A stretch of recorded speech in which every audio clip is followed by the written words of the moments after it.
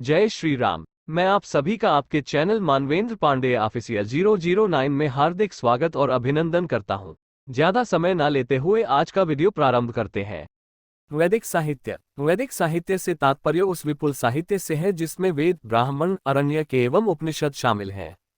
वर्तमान समय में वैदिक साहित्य ही हिंदू धर्म के प्राचीनतम स्वरूप पर प्रकाश डालने वाला तथा विश्व का प्राचीनतम स्रोत है। वैदिक साहित्य को श्रुति कहा जाता है क्योंकि सृष्टि नियमकर्ता ब्रह्मा ने विराट पुरुष भगवान की वेदध्वनि को सुनकर ही प्राप्त किया है।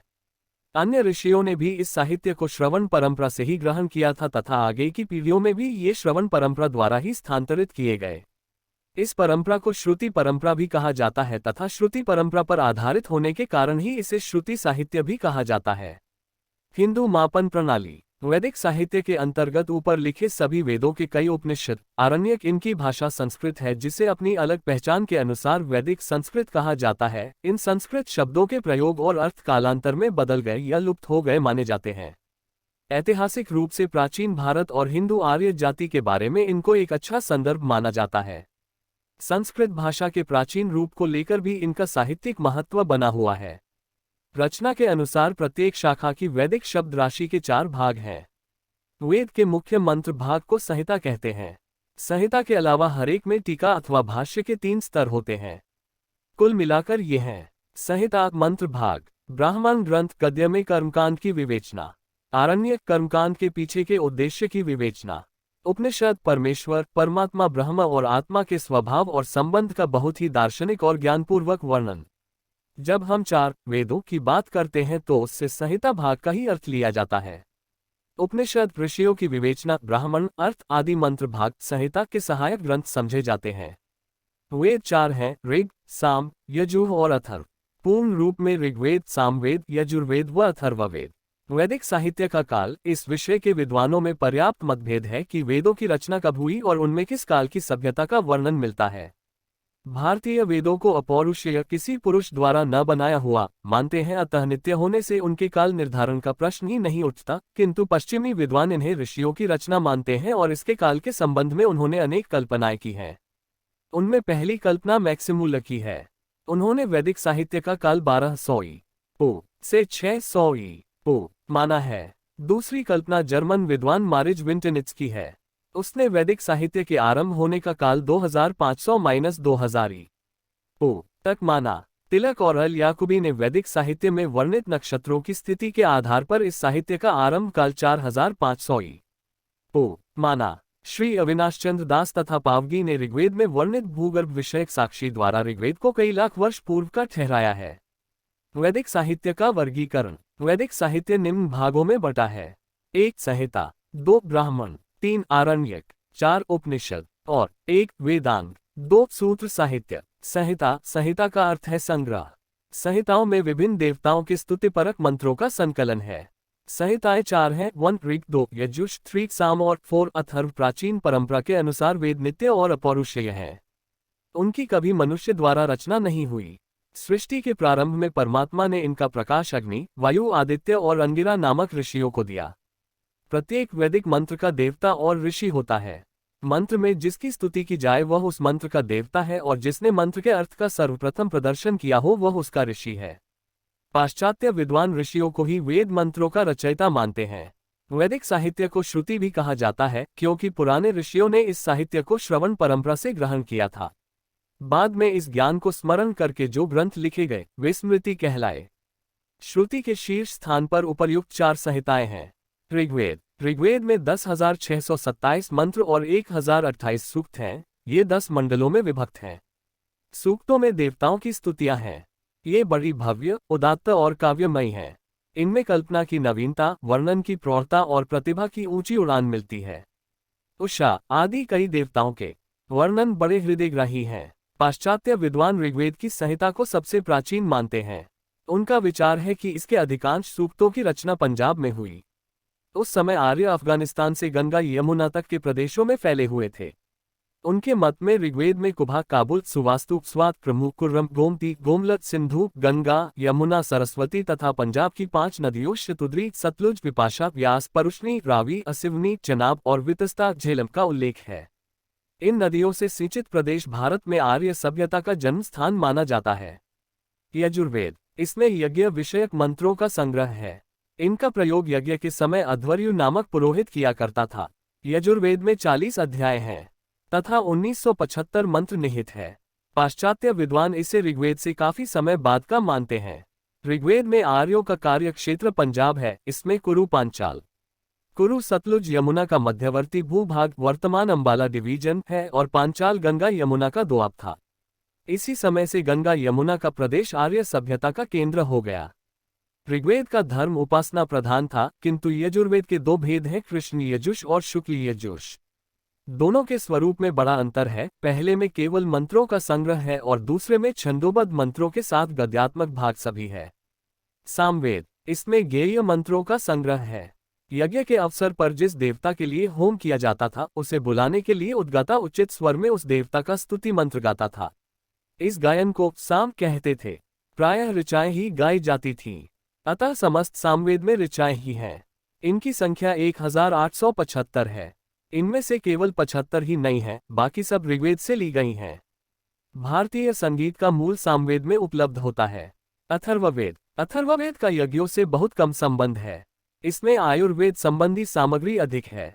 इसका प्रतिपाद्य विषय विभिन्न प्रकार की औषधियां, ज्वर, पीलिया, सर्पदंश, विष प्रभाव को दूर करने के मंत्र, सूर्य की स्वास्थ्य शक्ति, रोगोत्पादक कीटाणुओं के शमन आदि का वर्णन है। इस वेद में यज्ञ करने के लाभ को तथा यज्ञ से पर्यावरण की रक्षा का भी वर्णन है।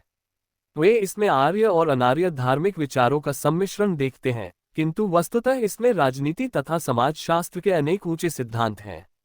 इसमें 20 कांड, 34 प्रपाठक, 111 अनुवाक, 731 सूक्त तथा 5977 मंत्र हैं। इनमें 1200 के लगभग मंत्र ऋग्वेद से लिए गए हैं। ऊपर कहे गए चारों संहिताएं पहले एक ही जगह थे। वेद व्यास जी ने यज्ञसिद्धि के लिए 4 भागों में विभाजन किया था। वेदों की शाखाएं, प्राचीन काल में वेदों की रक्षा गुरु शिष्य परंपरा द्वारा होती थी। इनका लिखित एवं निश्चित स्वरूप न होने से वेदों के स्वरूप में कुछ भेद आने लगा और इनकी शाखाओं का विकास हुआ। ऋग्वेद की 5 शाखाएं थीं, शैशिरीय शाकल, बाष्कल, आश्वलायन, शांखान और मांडुक्य। इनमें अब पहली शाखा ही उपलब्ध होती है।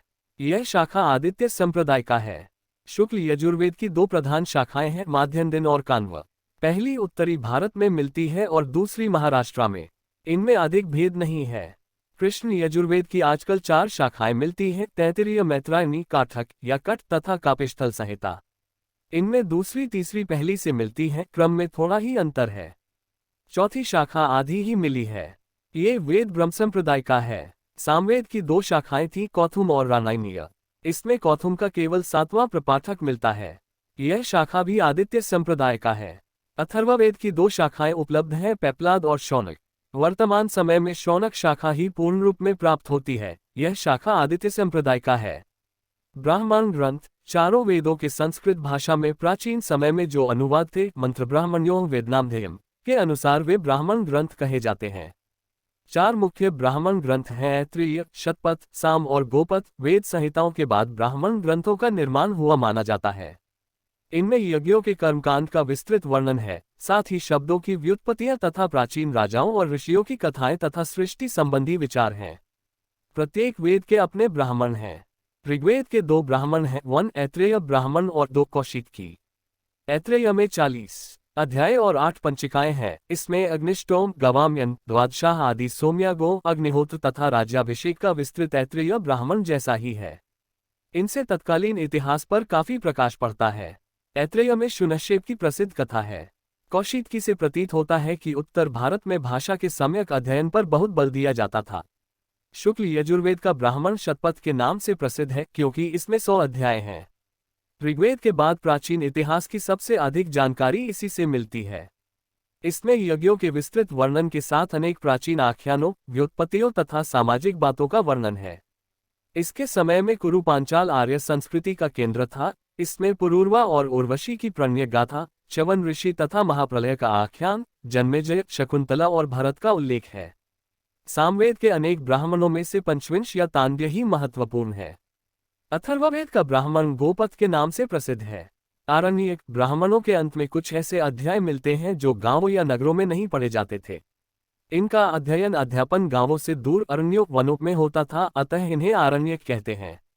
गृहस्थाश्रम में यज्ञविधि का निर्देश करने के लिए ब्राह्मण ग्रंथ उपयोगी थे और उसके बाद वानप्रस्थ आश्रम में सन्यासी आर्य यज्ञ के रहस्यों और दार्शनिक तत्वों का विवेचन करने वाले आरण्यकों का अध्ययन करते थे। उपनिषदों का इन्हीं आरण्यकों से विकास हुआ। आरण्यकों का मुख्य विषय आध्यात्मिक तथा दार्शनिक चिंतन है।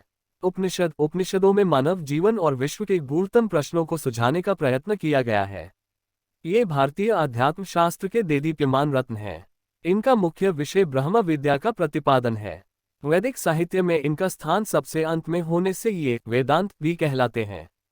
इनमें जीव और ब्रह्म की एकता के प्रतिपादन द्वारा ऊंची से ऊंची दार्शनिक उड़ानें ली गई है। भारतीय ऋषियों ने गंभीरतम चिंतन से जिन आध्यात्मिक तत्वों का साक्षात्कार किया, उपनिषद उनका अमूल्य कोश है। इनमें अनेक शतकों की तत्व चिंता का परिणाम है। मुक्तिकोपनिषद चारों वेदों से संबद्ध 108 उपनिषद गिनाए गए हैं, किंतु 11 उपनिषद ही अधिक प्रसिद्ध हैं। ईश, केन, कट, प्रश्न, मुंडक, मांडुक्य, तैत्तिरीय, ऐत्रेय, छांदोग्य, बृहदारण्यक और श्वेताश्वतर। इनमें छांदोग्य और बृहदारण्यक अधिक प्राचीन और महत्वपूर्ण माने जाते हैं। वैदिक साहित्य का ये सिद्धांत देखा जाता है, प्रत्येक मंत्र भाग में एक और ब्राह्मण भाग में एक उपनिषद उपदिष्ट थे। अब प्राय लुप्त हो गए। अब भी यह सिद्धांत शुक्ल यजुर्वेद में बचा है। ईशावास्योपनिषद मंत्रोपनिषद है और बृहदारण्यकोपनिषद ब्राह्मणोपनिषद है। सूत्र साहित्य वैदिक साहित्य के विशाल एवं जटिल होने पर कर्मकांड से संबद्ध सिद्धांतों को एक नवीन रूप दिया गया। कम से कम शब्दों में अधिक से अधिक अर्थ प्रतिपादन करने वाले छोटे छोटे वाक्यों में सब महत्वपूर्ण विधि विधान प्रकट किए जाने लगे। इन सारगर्भित वाक्यों को सूत्र कहा जाता था। कर्मकांड संबंधी सूत्र साहित्य को 4 भागों में बांटा गया। 1 श्रौत सूत्र, 2 गृह्य सूत्र, 3 धर्म सूत्र, 4 शुल्ब सूत्र। पहले में वैदिक यज्ञ संबंधी कर्मकांड का वर्णन है, दूसरे में गृहस्थ के दैनिक यज्ञों का, तीसरे में सामाजिक नियमों का और चौथे में यज्ञ वेदियों के निर्माण का। श्रौत सूत्र, श्रौत का अर्थ है श्रुति वेद से संबद्ध यज्ञ याग। अतः श्रौत सूत्रों में 3 प्रकार की अग्नियों के आधान अग्निहोत्र, दर्श, पौर्णमास, चातुर्मास्यादि साधारण यज्ञों तथा अग्निष्टोम आदि सोमयागों का वर्णन है। ये भारत की प्राचीन यज्ञ पद्धति पर बहुत प्रकाश डालते हैं। ऋग्वेद के 2 श्रौत सूत्र हैं, शांखायन और आश्वलायन। शुक्ल यजुर्वेद का 1 कात्यायन। कृष्ण यजुर्वेद के 6 सूत्र हैं, आपस्तंभ, हिरण्यकेशी, बौधान, भारद्वाज, मानव, वैखानस। सामवेद के लाट्यान, द्राह्यायन और आर्ष्यय नामक 3 सूत्र हैं। अथर्ववेद का 1 ही वेतांत सूत्र है। गृह्य सूत्र, इनमें उन विचारों तथा जन्म से मरण पर्यंत किए जाने वाले संस्कारों का वर्णन है, जिनका अनुष्ठान प्रत्येक हिंदू गृहस्थ के लिए आवश्यक समझा जाता था। उपनयन और विवाह संस्कार का विस्तार से वर्णन है। इन ग्रंथों के अध्ययन से प्राचीन भारतीय समाज के घरेलू आचार विचार का तथा विभिन्न प्रांतों के रीति रिवाज का परिचय पूर्ण रूप से हो जाता है। ऋग्वेद के गृह्य सूत्र शांखायन और आश्वलायन हैं। शुक्ल यजुर्वेद का पारस्कर, कृष्ण यजुर्वेद के आपस्तंभ, हिरण्यकेशी, बौधान, भारद्वाज, वराह, मानव, काठक और वैखानस। सामवेद के गोबिल तथा खादिर और अथर्ववेद का कौशिक। इनमें गोबिल को प्राचीनतम माना जाता है। धर्मसूत्र, धर्मसूत्रों में सामाजिक जीवन के नियमों का विस्तार से प्रतिपादन है। वर्णाश्रम धर्म की विवेचना करते हुए ब्रह्मचारी, गृहस्थ व राजा के कर्तव्यों, विवाह के भेदों, दाय की व्यवस्था, निषिद्ध भोजन, शुद्धि, प्रायश्चित आदि का विशेष वर्णन है। इन्हीं धर्मसूत्रों से आगे चलकर स्मृतियों की उत्पत्ति हुई, जिनकी व्यवस्थाएं हिंदू समाज में आज तक माननीय समझी जाती हैं। वेद से संबद्ध केवल 3 धर्मसूत्र ही अब तक उपलब्ध हो सके हैं, आपस्तंभ, हिरण्यकेशी व बौधान। ये कृष्ण यजुर्वेद की तैत्तिरीय शाखा से संबद्ध हैं। शुक्ल यजुर्वेद का शंखलिखित धर्मसूत्र होने की बात सुना है। अन्य धर्मसूत्रों में सामवेद से संबद्ध गौतम धर्मसूत्र और ऋग्वेद से संबद्ध वशिष्ठ धर्मसूत्र उल्लेखनीय हैं। शुल्ब सूत्र, इनका संबंध श्रौतसूत्रों से है। शुल्ब का अर्थ है मापने का डोरा। अपने नाम के अनुसार शुल्ब सूत्रों में यज्ञ वेदियों को नापना, उनके लिए स्थान का चुनना तथा उनके निर्माण आदि विषयों का विस्तृत वर्णन है। ये भारतीय ज्यामिति के प्राचीनतम स्रोत ग्रंथ हैं। वेदांत, काफी समय बीतने के बाद वैदिक साहित्य जटिल एवं कठिन प्रतीत होने लगा। उस समय वेद के अर्थ तथा विषयों का स्पष्टीकरण करने के लिए अनेक सूत्र ग्रंथ लिखे जाने लगे, इसलिए इन्हें वेदांत कहा गया। वेदांत 6 हैं, शिक्षा, छंद, व्याकरण, निरुक्त, कल्प और ज्योतिष। पहले 4 वेदांत मंत्रों के शुद्ध उच्चारण और अर्थ समझने के लिए तथा अंतिम 2 वेदांत धार्मिक कर्मकांड और यज्ञों का समय जानने के लिए आवश्यक हैं। व्याकरण को वेद का मुख कहा जाता है, ज्योतिष को नेत्र, निरुक्त को श्रोत्र, कल्प को हाथ, शिक्षा को नासिका तथा छंद को दोनों पैर। शिक्षा, उन ग्रंथों को शिक्षा कहते हैं जिनकी सहायता से वेद मंत्रों के उच्चारण का शुद्ध ज्ञान होता था। वेद पाठ में स्वरों का विशेष महत्व था। इनकी शिक्षा के लिए पृथक वेदांग बनाया गया। इसमें वर्णों के उच्चारण के अनेक नियम दिए गए हैं। संसार में उच्चारण शास्त्र की वैज्ञानिक विवेचना करने वाले पहले ग्रंथ यही हैं। ये वेदों की विभिन्न शाखाओं से संबंध रखते हैं और प्रातिशाख्य कहलाते हैं।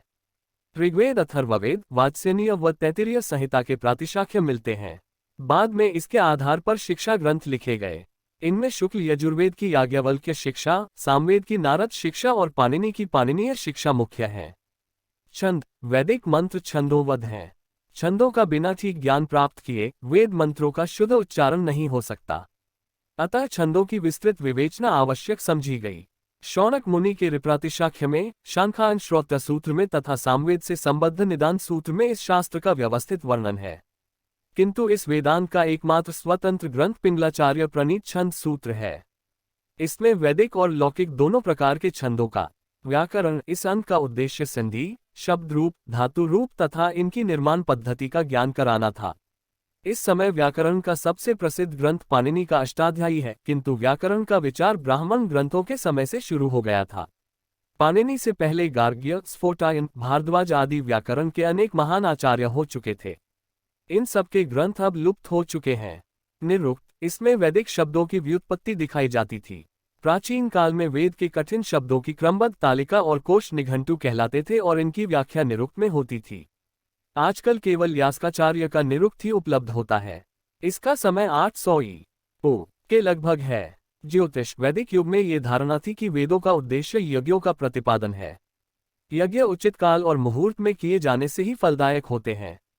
अतः काल ज्ञान के लिए ज्योतिष का ज्ञान अत्यावश्यक माना गया।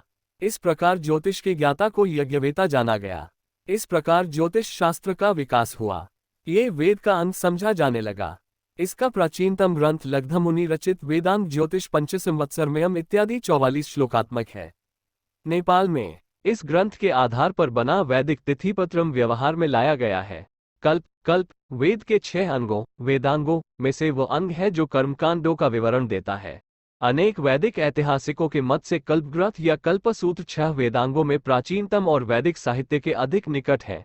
वेदांगों में कल्प का विशिष्ट महत्व है क्योंकि जन्म, उपनयन, विवाह, अंत्येष्टि और यज्ञ जैसे विषय इसमें विहित है।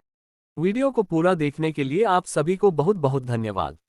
मित्रों, आप हमें जरूर बताएं हमारी आज की वीडियो कैसी रही और हमारी त्रुटियां कहां हैं, ताकि हम उसमें सुधार कर सकें और आपको अच्छे से अच्छा कंटेंट दे सकें। अगर आपको वीडियो अच्छी लगे तो आप चैनल को सब्सक्राइब और वीडियो को लाइक करें और चैनल को अपने परिवार और मित्र जनों तो जरूर हो जाए। ओम नमः शिवाय। हमारी कामना है कि भोलेनाथ आप पर सदैव अपनी कृपा बनाए रखें। इसी के साथ अब हम आपसे अलविदा लेते हैं। अब हमारी मुलाकात हमारे अगले वीडियो में होगी। जय श्री राम। ओम नमो भगवते वासुदेवाय नमः।